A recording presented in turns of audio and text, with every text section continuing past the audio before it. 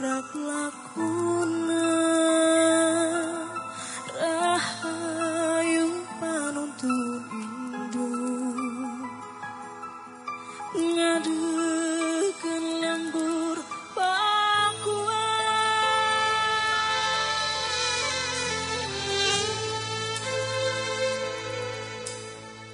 DPR RI akan menerima audiensi dari Serikat Karyawan Perum Perhutani sehubungan dengan diterbitkannya surat keputusan nomor 287 Menteri Lingkungan Hidup dan Kehutanan tahun 2022. Dan surat itu sebenarnya di Komisi 4 DPR RI sudah masuk dalam kesimpulannya. Waktu itu ditolak kan? Gitu loh. Sudah ditolak. Itu kan pernah ada kesimpulan yang kita buat bahwa kita menolak surat keputusan tersebut. Karena saya ini orang dalam setiap hari saya melewati tanah perhutani, jangankan dibuat dalam kegiatan untuk kepentingan masyarakat yang dibagi coupling. Kerjasama dengan LMDH saja saya lihat, di tempat saya aja sudah berubah, yang pinggir-pinggir jalan itu menjadi warung semua. Aspek-aspek yang bersifat pengelolaan hutannya menjadi hilang. Nah untuk itu kita sudah hadir para anggota untuk mendengarkan apa yang akan Bapak sampaikan, aspirasi tersebut. Secara prinsip Bapak dan Ibu belum menyampaikan pun kami sudah memahami. Karena bagi kita, memahami hutan bukan hanya memahami dari sisi aspek yang bersifat ngejual kayu, tetapi aspek konservasi yang harus dipahami. Karena dari hutan itu banyak sumber-sumber air yang harus masih dipertahankan.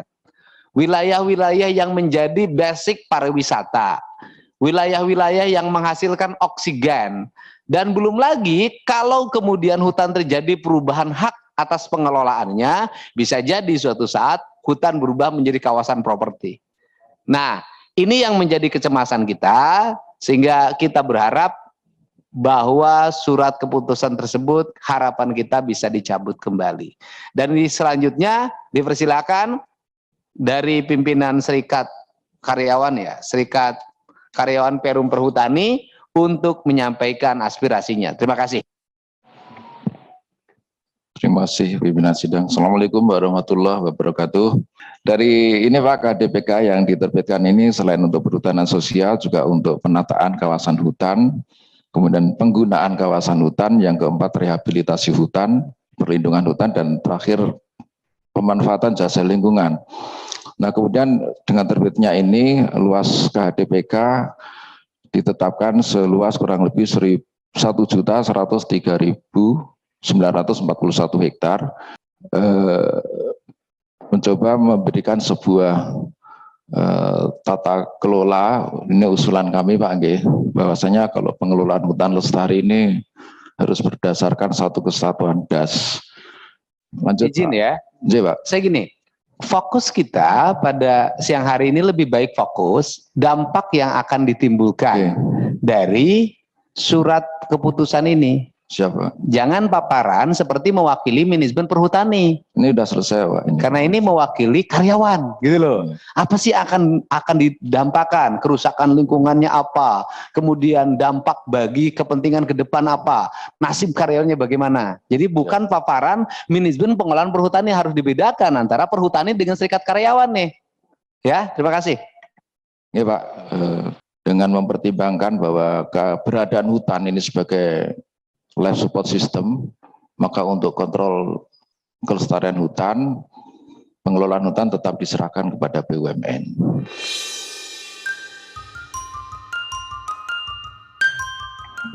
Baik, memang itu ciri khas kalau serikat pekerja di BUMN rata-rata dipegang oleh manajemen. Jadi kadang suaranya tidak seperti suara karyawan, beda dengan diburuh. Kalau diburuh tuh gemuruhnya kuat. Nah itu kalau di manajemen itu kararagok, nanti takut dimutasi, takut ini. Sehingga saya lihat dari paparan tadi, mohon maaf ya, saya mengkritik ya. Dari paparan tadi itu tidak mencerminkan spirit yang dialami oleh para karyawan yang akan ditimbulkan dari SK itu. karyawan tadi lebih dipahami dari dampak yang akan dialami dari pengelolaan manajemen. Nah, ini yang harus segera dibenahi agar bahwa ini mewakili karyawan, bukan mewakili manajemen gitu loh. Silakan. Makasih Pak Ketua. Ini Sekar ini kok takut-takut ya. Saya pikir kalah sama DPR kok semangatnya. Ini mohon maaf ya. Kita itu menolak Pak. Tapi saya lihat kesimpulannya mendukung ya. Ya kan? Ya ngapain? Kenapa kami menolak? Ya, karena dengan dikuranginya 2,4 juta jadi 1,3, 1,1 diambil, itu manajemennya siapa yang akan ngelola? Siapa yang akan ngelola? Satu. Yang kedua, perhutani itu bekerja berdasarkan PP, kok dicabut dengan SK Menteri. Tinggi mana SK Menteri dengan PP? Itu gitu. Ya. Karena saya di bawah Pak Dedi suruh galak. Contoh aja yang rusak, perusahaan sosial, Bandung Utara, Bandung Selatan hancur. Di kampungnya Kang Dedi, tamanan bambu mau jadi pisang. Di kampung saya di Banjarnegara, tanaman pinus segajah-gajah, sekarang jadi kentang. Nah, di perumahan, di Gundi, tanaman kayu putih, saya udah lihat semua, di Gundi terjadi, tadi tanam jagung. Ya, sampai semua, saya udah lihat semua. Jadi tujuannya udah nggak benar. Saya ini setuju, peraturan saya nggak nolak kami, tapi caranya itu harus betul, ya. Itu kalau seperti ini ya kita udah selesai Pak Dedi itu. Saya ingin sebetulnya Sekar ini betul apa sih dengan dicabutnya 1,1 berapa karyawan yang berhenti, siapa yang nganggur? Itu sebutkan berapa nganggur. Kalau emang nggak ada nganggur, alhamdulillah kita bisa berubah sikap ya Kang Dedi ya. Itu iya, ya. Nah saya malah mengusulkan dari Menteri KLHK di sini, tolong karya yang ini kan pelajari fungsi tugas definisi hutan itu apa. Hutan konservasi adalah hutan yang untuk melestarikan satwa dan tumbuhan yang dilindungi. Hutan lindung adalah melindungi untuk tata air, sumber air, dan longsor dan sebagainya. Hutan produksi untuk produksi juga sebagian untuk konservasi. Nah ini kalau hutan konservasi, hutan lindung jadi perhutanan sosial, jadi ubi, sayuran, mana fungsi konservasinya? Kita tujuannya baik menyelamatkan hutan di Jawa, ya. Hutan lestari, masyarakat sejahtera tujuan kita, betul? Nah, saya kira itu, terima kasih. Baik, terima kasih Pak. Pak, kalau Bapak datang ke sini memaparan kinerja perhutani nggak usah datang Pak. Saya jujur aja kecewa. Saya pikir Bapak itu akan menyampaikan keluhan karyawan perhutani yang puluhan ribu itu, yang kehilangan arealnya, kehilangan kemudian konservasinya, nanti ke depan kehilangan pendapatan bagi kehidupan keluarganya, dan kemudian di Jawa itu nanti kehilangan areal hutan yang menjadi penyangga bagi seluruh kehidupannya. Saya pikir Bapak ini penakut amat sih.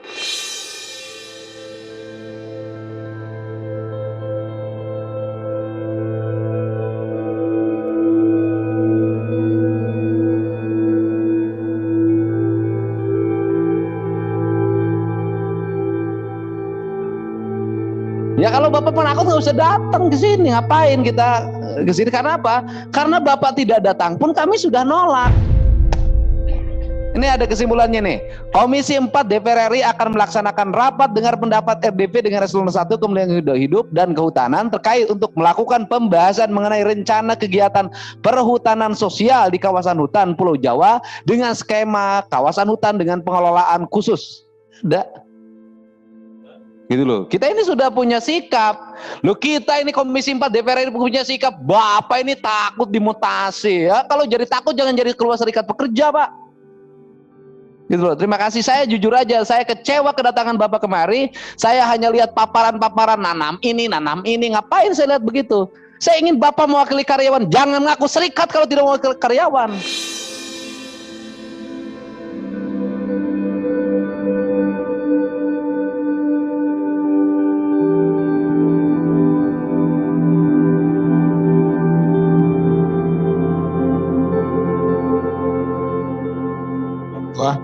Iya, baik, silakan.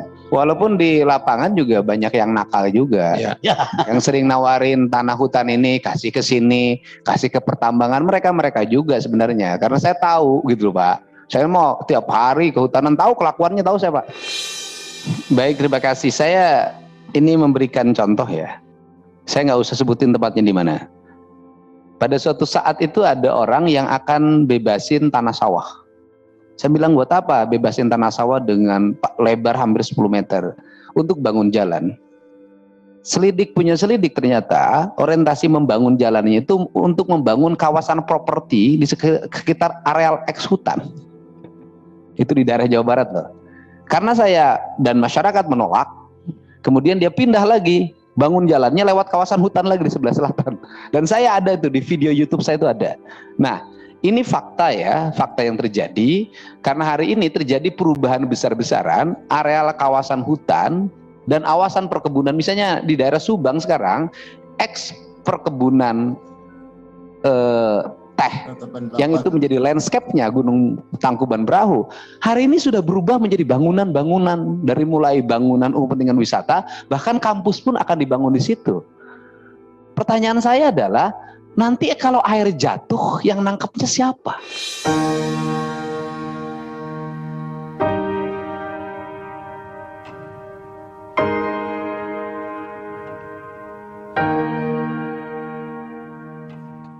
Jadi kawasan membangun industri di sebelah utara itu bisa banjir besar nanti suatu saat. Nah, aspek ini tidak menjadi bahan pertimbangan. Semua orang berpikir daripada areal perkebunan tidak bermanfaat, ya lebih baik dibangun bangunan yang ekonomi gitu loh. Padahal dulu Belanda membuat kawasan catchment area termasuk daerah Sabuk Hijau di kawasan gunung, itu tujuannya adalah konservasi tetapi tidak mematikan ekonomi.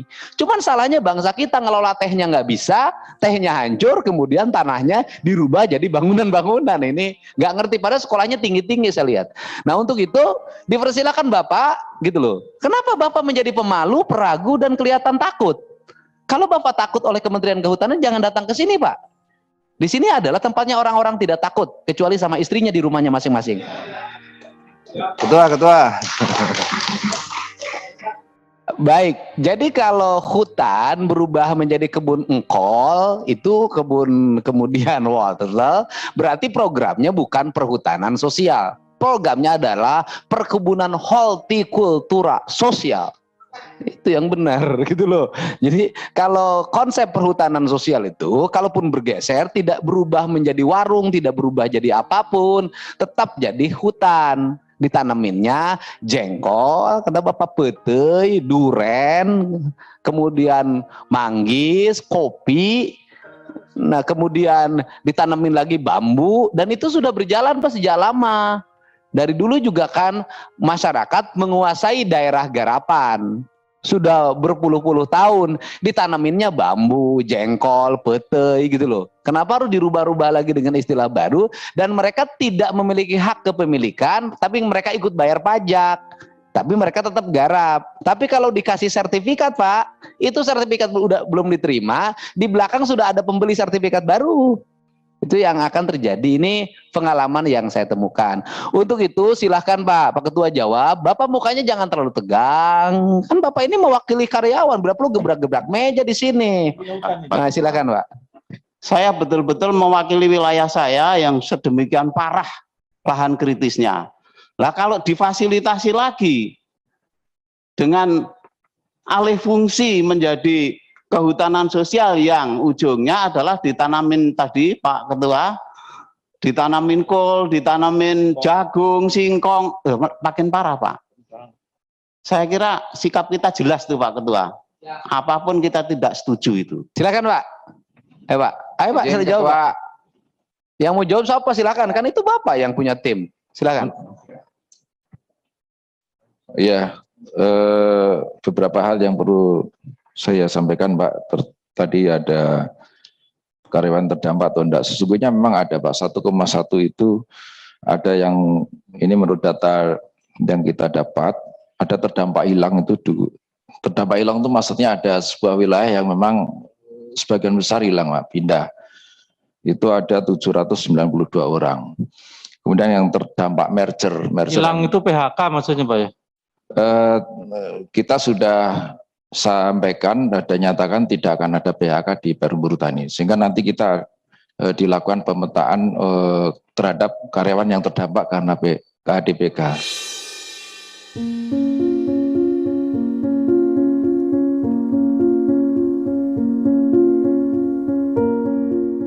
Kemudian yang terdampak merger itu karena keluasannya kurang dari minimal Pak, minimal tertentu itu digabung. Itu ada 1.751. Sekalian kami mengklarifikasi berarti kita memang tidak akan ada PHK Kak. Pemetaannya kita sudah siapkan. Izin Pak Ketum. Pak Ketum. Kemudian beberapa lain Pak, kemudian potensi konflik apakah ada? Tentu saja ada Pak. Konflik yang di lapangan sering terjadi itu adalah ketika kita akan mengamankan kawasan, tapi di sisi lain memang sudah ada informasi kawasan itu akan menjadi KADPK. Ini tentu saja menimbulkan banyak hal yang kita harus lindungi karyawan. Kemudian seperti tadi yang saya sampaikan. Sebentar Pak Ketua. Silakan. Tadi dibilang hilang, dirawat. Siapa yang memberi jaminan bahwa tidak akan ada PHK? Baik Pak, sudah disampaikan oleh Bapak Direktur Utama kami terhadap kebijakan ini tidak akan ada PHK. Sudah disampaikan. Kemudian Ketua, izin Pak, ini tolong luruskan dulu. Kira-kira 3 tahun yang lalu aja Perhutani nggak gajian. Saya tahu. Nah ini separuh diambil, jadi separuh pegawai akan hilang. Siapa yang gaji? Tolong ini jangan sampai tidak akan dihapus. Itu kan menyenangkan itu. Mau kerja apa orang nggak kerja kok digaji gitu. Yang 1,1 juta itu luar biasa. Diambil, dikerjakan orang lain, mungkin di perhutanan sosial. Kan Perum nggak ada, sampai sekarang aja penetapan 1,1 Perum nggak dilibatkan. Apalagi nanti kalau udah lepas. Struktur organisasinya udah beda. Kelembagaannya udah beda gitu. Tolong jangan sampai dininabodokan, disenang-senangkan, tahu-tahu kejadian. Sebentar. Pak Ketua, kita tanya dulu nih. Pak Ketua posisinya sekarang di mana, jabatannya apa? baik Pak, saya di divisi MUK, Multi Usaha Kehutanan sekarang, di departemennya Agroforestry. Sebentar, saya ini logika saya jadi pusing Pak lihat Bapak. Gimana Pak? Saya pusing Pak. Bapak ini mewakili karyawan, datang ke sini menyampaikan keluhan tentang perubahan status perhutani. Yang 1 juta hektar akan bergeser dikelola oleh warga. Kemudian itu maka kalau 1 juta hektar dikelola oleh warga, kalau misalnya 1 orang pegawai dulu ngelola 10, berarti ada 100.000 pegawai yang hilang. Nah, pertanyaannya adalah kalau itu keawasannya hilang, emang mau digaji dari mana? Loh, harusnya Bapak ngomongnya dari sini ke sini adalah ngomongnya begini loh Pak. Bapak ini ngomong di sini, saya mewakili karyawan. Kami berkeberatan terhadap SK tersebut dan kami khawatir karyawan nanti tidak bisa digaji walaupun tidak di PHK. Begitu. Loh, Bapak di sini, saya tuh pusing lihat Bapak itu. Ya. Mewakili karyawan apa Bapak mewakili Menteri Kehutanan?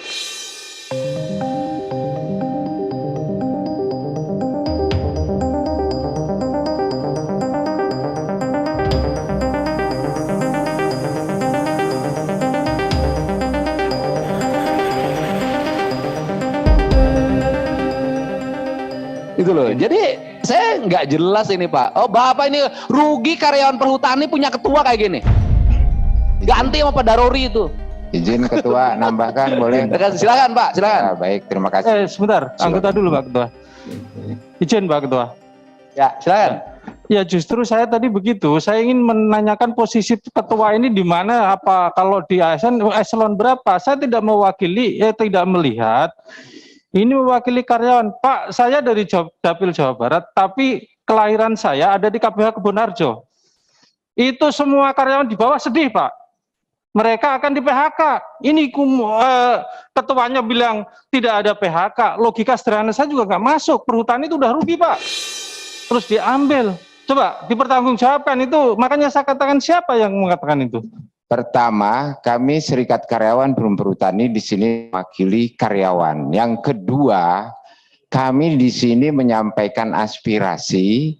Aspirasi kami terkait dengan fungsi organisasi kami adalah yang pertama adalah keresahan karyawan. Mungkin Bapak-bapak sudah dengar baca di media online, baik dari Bandung maupun yang tadi malam di Semarang. Posisi kami adalah keresahan itu dulu, bahwa ya akan ada yang terdampak. Apakah PHK atau tidak PHK itu menjadi komunikasi hubungan industrial. Kami yang baru kemarin dibicarakan dengan manajemen. Ada skema-skema. Maksud kami, kalau mungkin, tidak mungkin, mungkin ada yang tidak bisa terhindari dari PHK.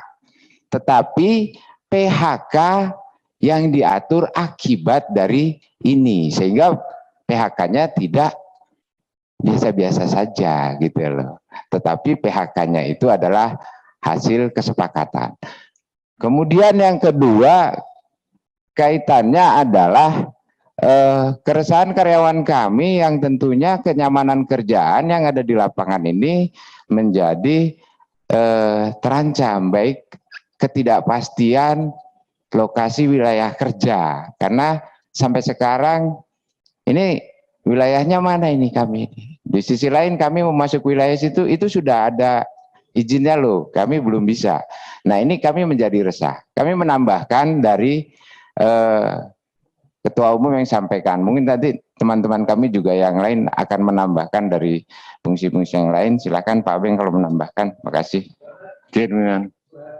Baik Pak. Jadi gini deh, kita nggak usah lagi ngomong ke sana kemari. Dalam pikiran saya begini, mau ada PHK, mau tidak ada PHK, ketika hutan berubah fungsinya, 1 juta di Jawa itu sudah bertentangan dengan prinsip-prinsip pengelolaan kehutanan.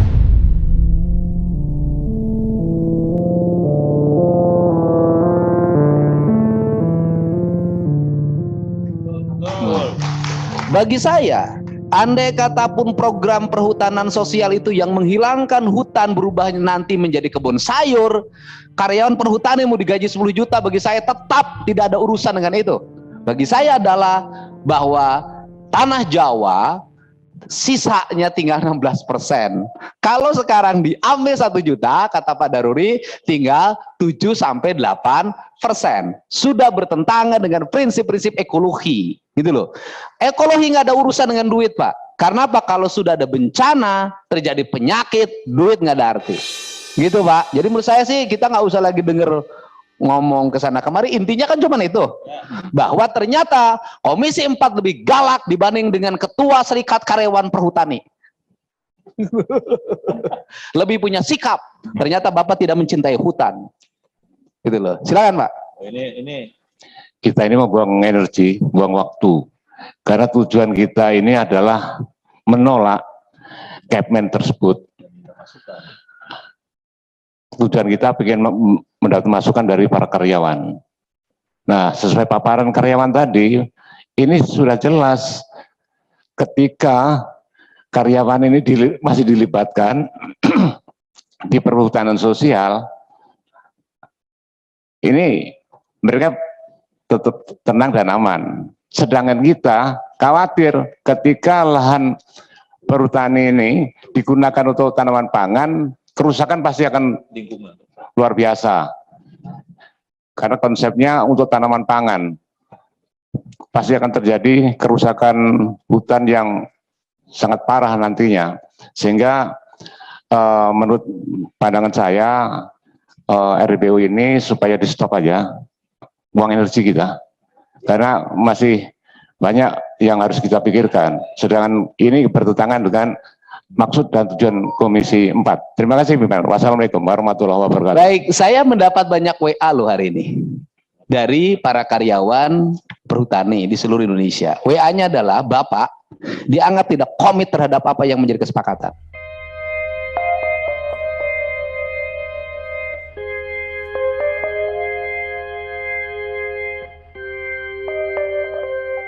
Bapak datang ke sini, ternyata Bapak berubah dari apa yang disepakati dengan seluruh karyawan di perhutani.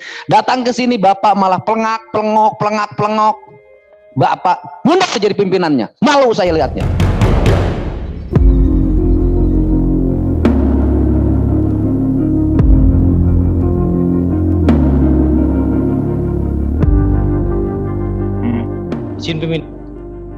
Saya nggak panjangin lagi. Sudahlah, sudah cukup. Saya mimpin rapat. Kita tidak perlu lagi ngomong panjang-panjang. Ada Bapak kesini atau tidak ada Bapak, Komisi 4 menolak surat keputusan ini. Terima kasih. Izin pimpinan. Izin pimpinan. Terima kasih. Assalamualaikum warahmatullahi wabarakatuh. Waalaikumsalam warahmatullahi wabarakatuh.